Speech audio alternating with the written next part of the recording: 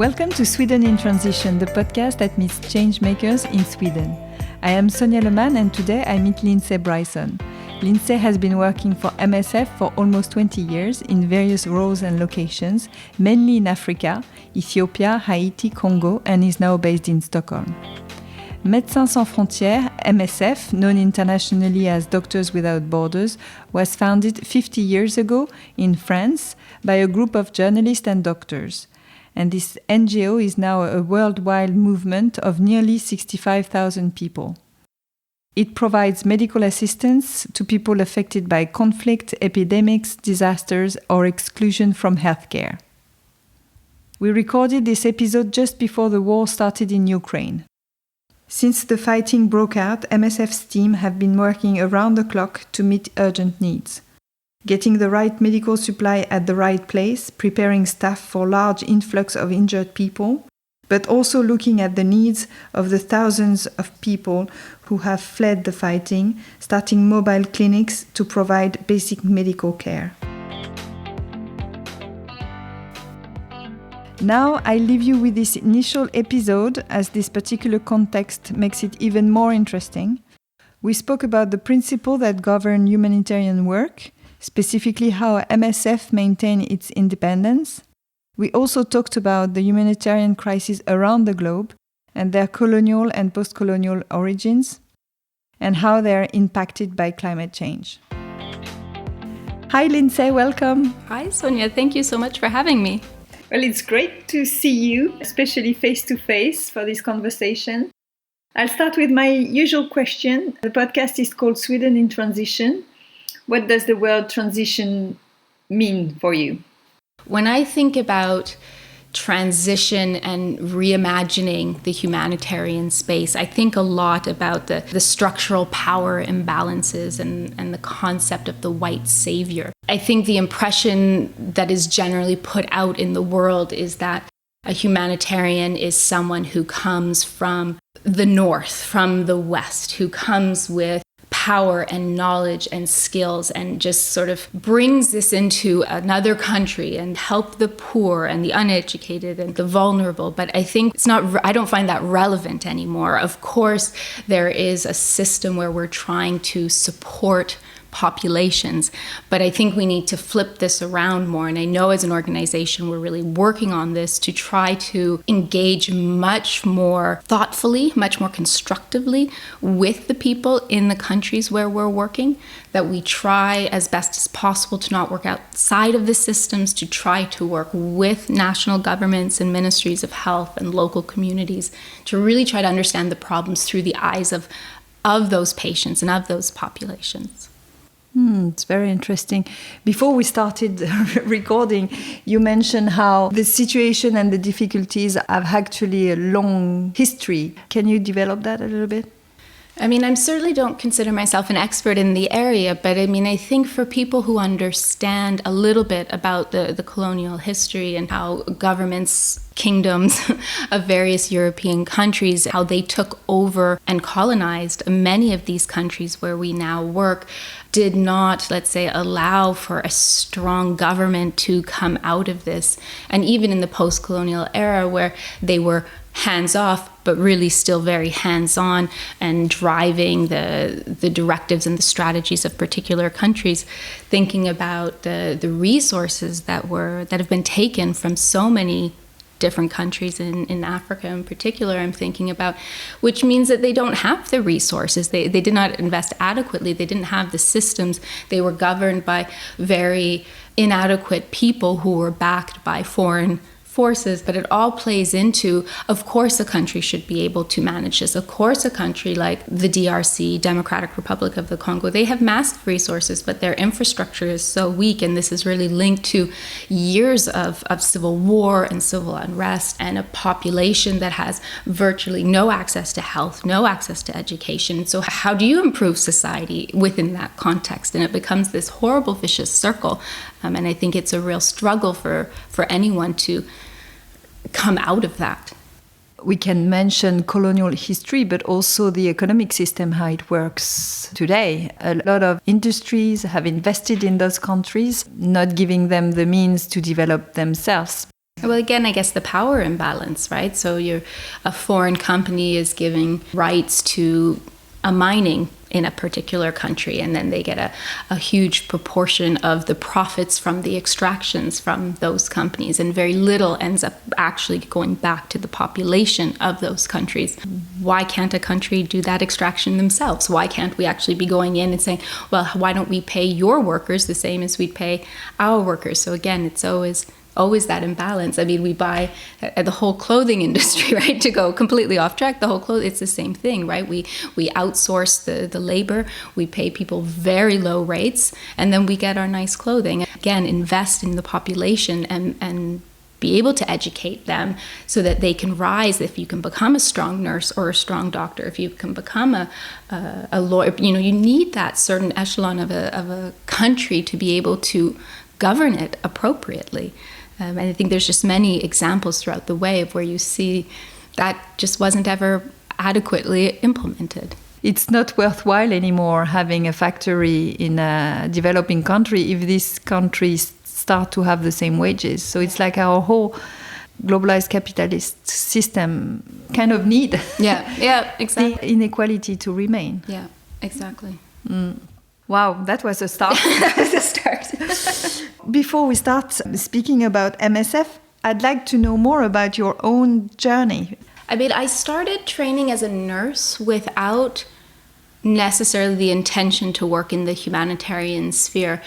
It came in quite quickly, though, once I started my training. And in my third year of my basic nursing training, I was selected to go on a project to Benin in West Africa. We were there to support in a health center and to see how it functioned and to try to understand the health system in that context.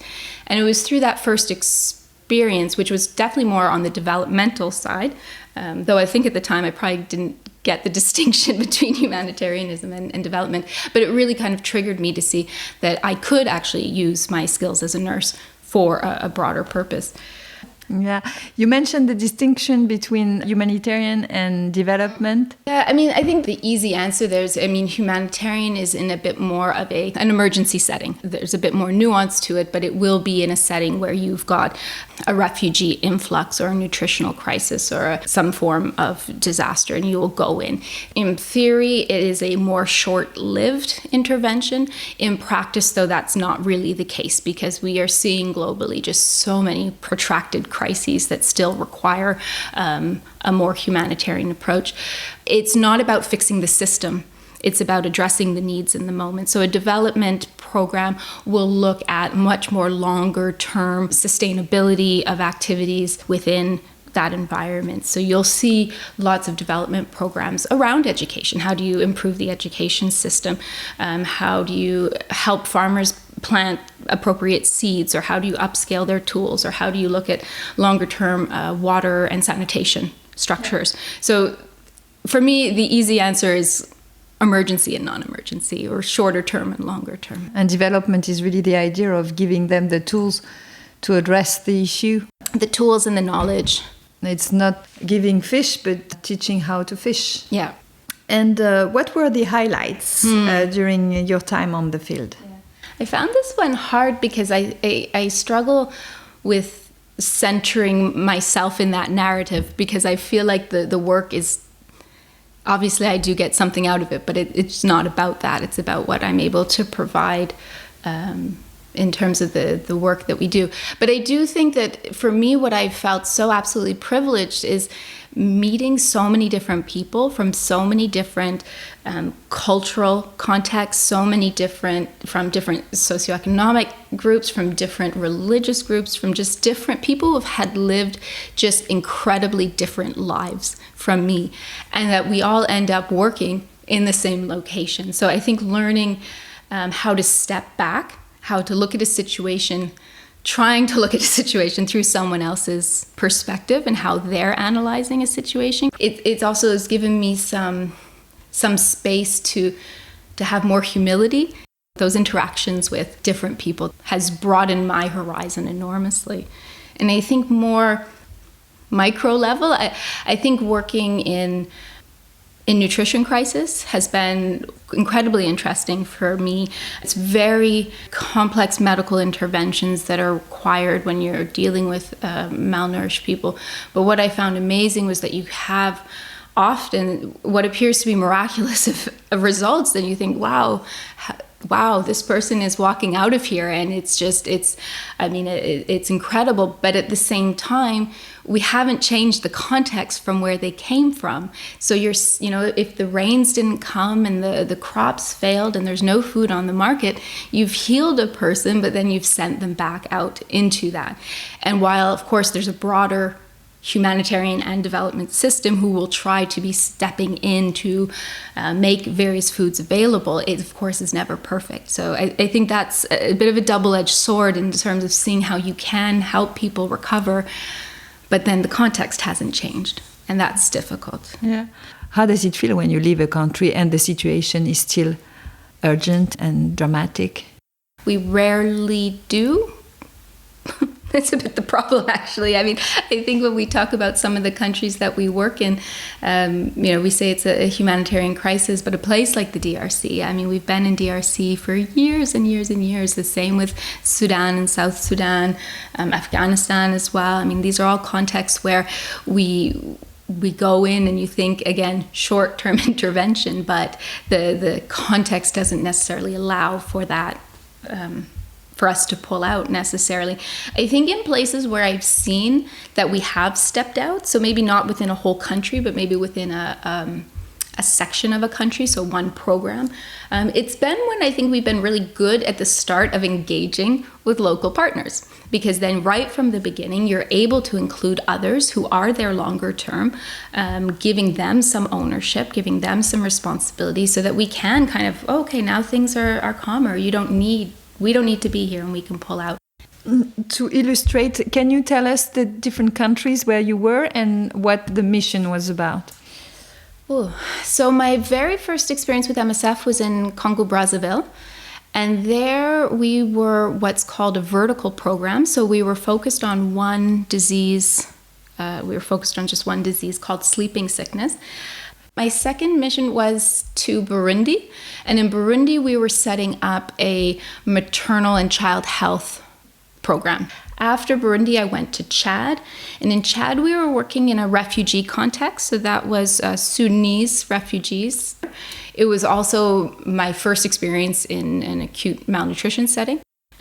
Then it was DRC, the Democratic Republic of Congo. In that project, we had a 100 or so bed hospital, had maternity and pediatrics and emergency and an ICU, TB, HIV. And then after that, I went to the Central African Republic. This was a population somewhat on the move, so there's always malaria. I think when you look at the under 5 mortality that we see, it is malaria in so many of these contexts, and respiratory tract infections and diarrhea. So a lot of things that are preventable, that we are unfortunately not always able to prevent.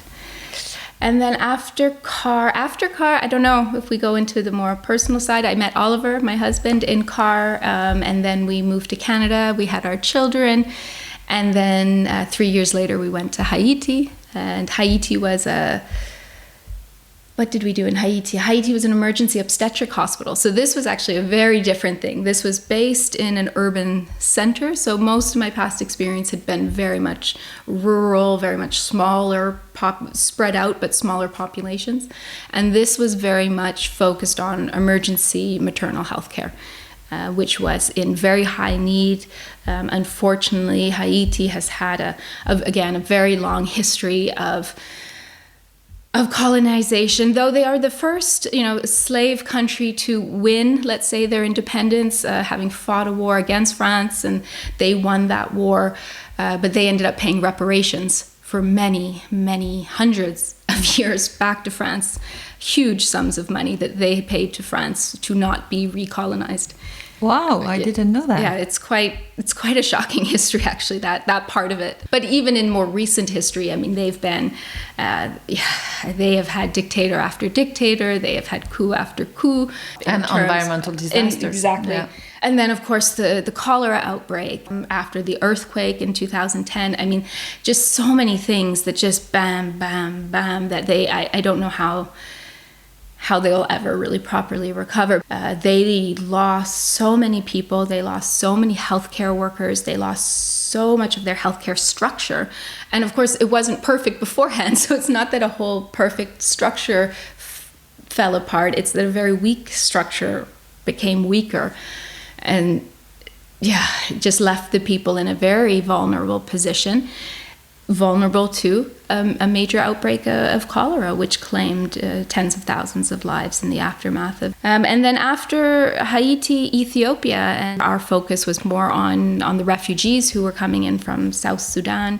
And then since moving to Sweden, I help and advise an innovation team on how we can best use our innovation methodologies and our innovation skills to improve the work that we do in the field and the work and the care that we provide to our beneficiaries. People think of new flashy tools, that, you know, the genesis of a new idea.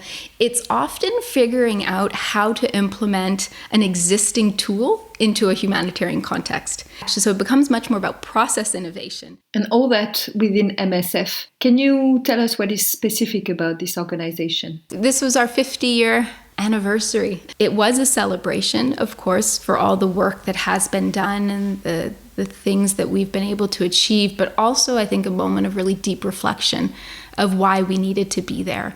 50 years ago, it was a small group of doctors and journalists who had been in Nigeria during the Biafran conflict, and they weren't able to access the entire population. They only had access to certain areas, and they weren't able to speak out about it. They weren't able to talk about the injustices that they saw on the ground. And this was why they formed MSF, with the goal of really going into the places where most people won't, looking at both sides of a conflict, addressing the needs of people on the ground, regardless of where they sit amongst this conflict, this issue that is happening. And at the moment, can you mention 2 or 3 programs that are a top priority for MSF and describe what you're doing there? I think, globally, everyone saw what happened in Afghanistan with the fall of the government and the takeover of the Taliban. And I think Afghanistan, as I said, it's a country that MSF has been present in, on and off, mostly on, for many, many, many years. We've had, in the last 5, 6, 7 years, multiple attacks on our healthcare centers. We've had a major hospital bombing. We've had gunmen come into a maternity hospital and kill 15 mothers and midwives. Just really horrendous things happening. But we've stayed. We've committed to the country. We've committed to the population. And even now, with this change in governmental structure, if that's what we call it, I don't know what we call it, to be fair, but that's what I think the international body calls it, that we still stay, because we see that the population absolutely still needs the support that we provide. So I think that's a really important example of where a lot of our attention and our focus and our energy is going to. The other one I wanted to touch on is, I don't know, maybe it's a bit boring, but the pandemic, the COVID. I think what COVID did, as it did in so many other settings, was it really, again, highlighted the imbalances that we have. MSF worked on COVID projects in the US, in France, in Belgium, in Italy, in all these places where normally we would say that's not where there is need for humanitarian assistance. But I think it really flipped the switch for a lot of people of seeing, like, wow, MSF is working in my home country. So it was a lot about reinforcing the healthcare system. So in the US, they did a lot of work in care homes, in refugee and asylum settings. Again, quite marginalized populations within our context, let's say. Of course, conflicts and epidemics have multiple factors driving them. But do you see a link with climate change? Yeah, I think there's probably examples in many, many settings. One that came to mind was in Niger. I know they've had quite some experiences with both, again, drought and floods, back and forth, drought and floods, and kind of destruction of the land that can be used by both farmers and the people who herd the animals, which then actually causes conflict among those groups. Conflict in any population is going to lead to healthcare issues. So there was quite a direct example of how the lack of land and then eventually the lack of food actually caused a conflict within that population.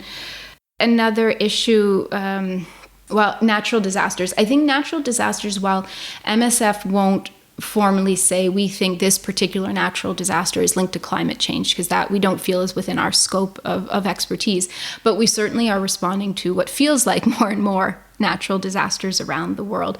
And we're certainly seeing changes in disease transmission. Malaria being seen at higher elevations than we would normally expect because it's warming up, it's not as cold. Same with dengue fever, same with chikungunya and Zika virus. We're seeing changes in the pattern of disease outbreaks because of the climate changing. So I think there is quite some examples like that. And how do you see the situation evolve in the future as droughts and water scarcity and extreme events will multiply? I think it's a really tough question. We are looking at this. I think as an organization, we've spent the last few years looking at a lot of sort of mitigation strategies, not traveling as much internationally, implementing more solar power at project level, looking at how to better dispose of medical waste and batteries at project level. What I think we've put less focus on, I think we talk about it a lot, I think we don't yet know how to operationalize it, is that adaptation that you're talking about. How do we, if we know that outbreak patterns are changing, how do we change to address that? Currently, we look at sort of the epidemiological trends and we try to predict, but those trends are impacted by changing weather, which we don't have the capacity to predict. So I think these are two things that still need to come together for us to have a better handle on how to manage in terms of disease outbreak, but also in terms of population movement. As more land becomes flooded or as more land dries out, you will see more migrants, you will see more movement of population, and it's very difficult for us to foresee where that will happen. Better answer to that question is, I don't know. I don't know how we're really going to be able to do it in a way that is more systematic than what a normal outbreak or emergency response looks like. Because in the latest IPCC reports, there is extensive publication on this. So the literature is there. Yeah, exactly. If I think back to Ethiopia, I mean, we had a nutrition crisis in the southern part of the country in 2017, 2018. And we had knowledge, if you could call it, in advance. We had, like you're saying, the research that is out there was showing us that there is decreased rainfall. There is likely to be drought conditions, which will likely lead to lack of food and nutrition crisis. But what it doesn't tell us is what volume. So even though we knew, we had good enough information that something was going to be happening, the Horn of Africa was going to be affected, southern Ethiopia was very likely to be affected, but what did that mean in practice? Because you don't know what 6 months beforehand really looks like. In Europe, there are lots of things happening around especially refugees. Is that something you're working on? There's multiple camps down in Greece where MSF has worked. Also, a search and rescue boat. We go out into the Mediterranean. We look for people who are coming up, generally from Libya up to Europe. A lot of people are drowning in the ocean. And we try to stop them from drowning, which we are often accused of criminal action for doing so. Pulling somebody out of the ocean who doesn't know how to swim, I can't conceptualize in my own mind how that is a criminal act. But it's incredibly challenging. I mean, we've had the boat stuck out at sea because nobody would let us come into port anywhere. And it's not, I think, again, as talked about anymore as it was a few years ago, but it's still ongoing. It's still happening. I mean, this was, I think, again, if we talk about the independence of MSF and the position we took on this migrant crisis, as it was called, although in any other place, I think we'd call it a refugee crisis and possibly have a lot more empathy. But in 2015, I believe it was, we took the position that if the European governments were going to continue to have this strategy of pushback, so not allowing these refugees and migrants to enter Europe and actually funding foreign governments to keep them in other countries under often quite horrendous conditions, MSF stopped accepting money from the EU. So we no longer take money from the EU because of this. Wow. It's a principle for us. We found at the time that how can we have a voice in this conversation? How can we speak out against the EU if they're also funding our activities? So at the moment, the EU is not funding MSF because you don't agree with their position on the refugees crisis in Europe. Okay. We're also a medical humanitarian organization, and so we're also governed by the rules of medical ethics. But we're also in an incredibly privileged position that we have a strong donor base. The majority of the money that we get from donors is from individual people who send in 10 euros a month, 20 euros a month. Of course, we have other larger donations, but our bulk is these individuals who believe in and trust in what we do. And that gives us the power and the position and the independence to take a principled stand as we did towards the EU when it came to the migrant crisis. So, and that is a very big example of our principled approach, but we have many examples of it in many other places. We will say, if we're working in a conflict setting, we will work on both sides of the conflict. We'll treat both the aggressor and the aggressee. It's not always accepted, though. So even if certain funders might say, no, we don't agree, well, we have the independence to take that decision ourselves. Very few, if not maybe only one other organization has the financial power and security to do that. In France, we have Calais and a refugees camp there. I don't believe we are currently there now. I could be wrong. I don't believe we are, but most likely the activities we were doing was primary health care. So again, just basic medical care for people who have arrived. A lot of mental health support, whether it's in France or in Poland or in Greece. That is the end of a very long and painful journey. Mental exhaustion, the mental trauma that people have gone through. So a lot of our work is around just mental health care, basic empathy to populations. Again, knowing that we can't change the context. It must be really upsetting when you think the situation is unfair. In Greece, one of the camps was burnt down. Such a lack of humanity. I understand that it is an incredibly complex issue, and I understand that there's concerns about how do we integrate so many people into a society and into a social system. I mean, I know that this is complex, but I don't understand how you can treat people who are only just looking for a better life with such absolute disrespect and disregard. And I mean, these are people. These are mothers and fathers and children, and they've been walking or traveling, or they've been held in detention. They've gone through so many things before they even cross the Mediterranean, and then they get onto European soil and we treat them like garbage. We treat them like criminals, and it's incomprehensible to me. Did it happen that MSF hospital or settlement was destroyed by the local police? Our activities will generally be either within or right next to a camp setting. So if someone has come in and torn down the camp, probably they'll have somehow torn down our structures as well. Or they'll tell us that we can't enter. We've certainly been blocked from different activities. My question maybe to close is that you're confronted with dramatic situations on a daily basis.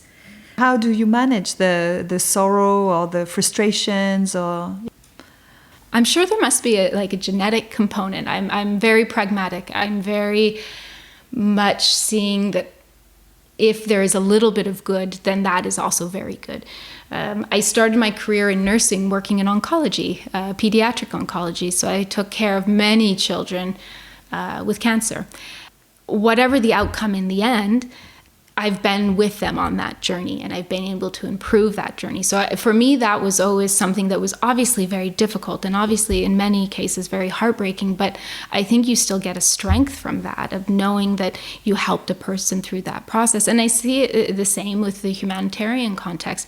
I know that I can't change geopolitics. I can't change history. I can't change so many of the realities on the ground. But if I can make sure that someone or many someones have access to malaria treatment or have access to HIV treatment or can be diagnosed with whatever it is that's been bothering them for 10 years, I think that's a success. And I take quite a lot of pride and joy in that, even within the horrendous context that we work in.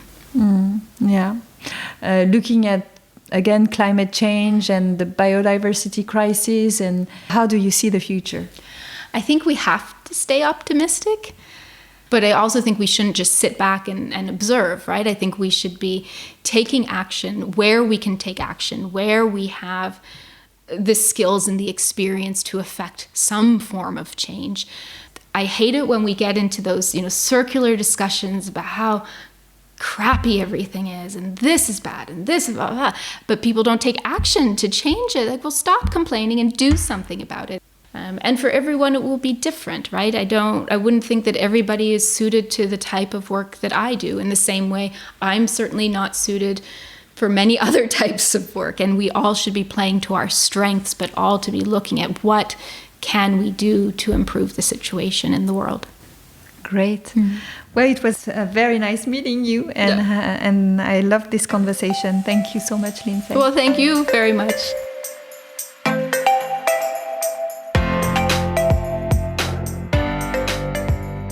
Thanks a lot to Lindsay for her time and for her insights, and thank you all for listening. If you liked the episode, please don't forget to share it on the social media or give it a rating on your podcast app. And I hope you will be there for the very last episode of Sweden in Transition podcast, the great finale before the summer. Hello!